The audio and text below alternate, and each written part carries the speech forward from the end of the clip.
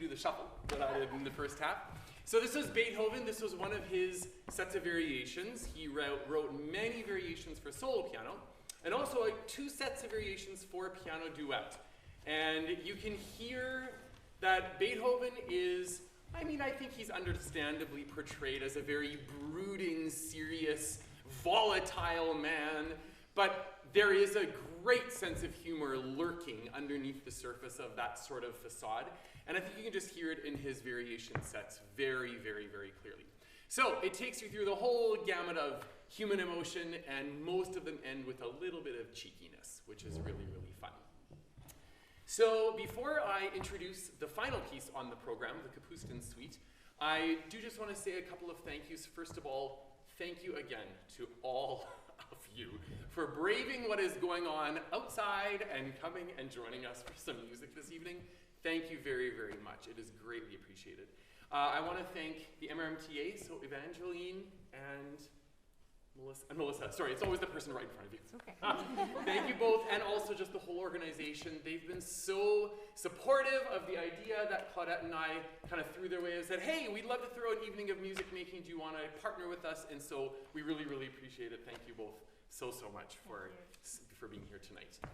And I just also want to thank the university. I'm on faculty here, so one of the perks is that I get to use the facilities for gratis, but I don't want to take that for granted, and I don't want to take that lightly, so I just want to thank the faculty as well for supporting our event here this evening. So, this is the final work on the program. This is an utter departure from everything that we've done so far. So Kapustin is a composer that is rightly sort of taking the classical music world by storm.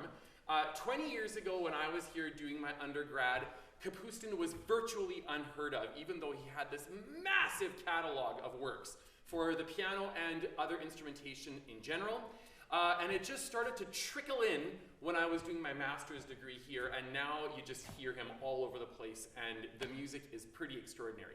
So Claudette shared a great quote with me this evening that Kapustin is the classical pianist that all jazz pianists wish they were, and he's the jazz pianist that all classical pianists wish they were.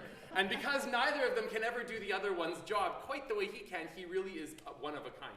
So Kapustin is a classical composer. He uses classical form.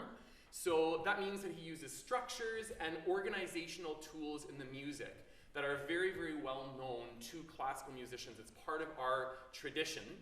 But he uses jazz idioms, and so he himself would say, this isn't true jazz, because true jazz is improvised, using the wide set of techniques and scales and keys and knowledge that jazz musicians train to have and possess. So he said, because it's all written out, we can't call it true jazz, but it is certainly jazz infused. So I really hope you enjoy it. It's 4-movement song. The first one is very invitational. The last one is a rockin' good time. And in the middle, we have a slow waltz. For those teachers in the audience, this slow waltz, the second movement of this suite, is possibly the best entry point into Kapustin's works. It's the most probably technically accessible work in his catalog, and it happens to be a duet, which is great fun. And then the third movement is a really fun little intermezzo that has some funk in the middle, which is really, really great. So this is the Sinfonietta by Kapustin.